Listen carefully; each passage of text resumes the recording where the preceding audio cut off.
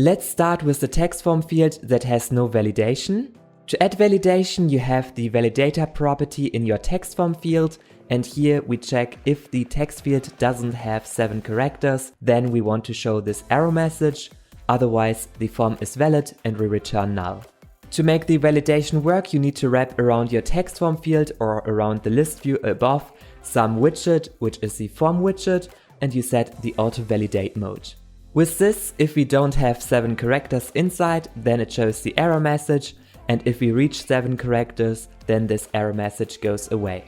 You also could create an email text form field, and within the validator property, we use this time the email validator package.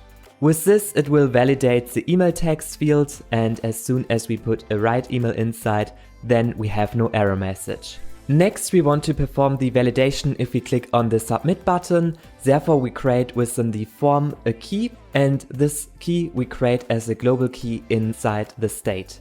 Lastly, we use the form key inside of our button, and with this we can call the validate method. And this means if we click on the submit button, then the form will be validated.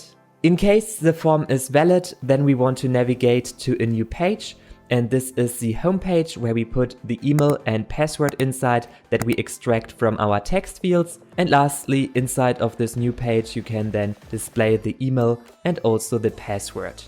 As a result, if we click on the submit button, the form is not valid, and if we put a valid form inside in both cases and click on the submit button, then we navigate to a new page and display the email and password that we have entered.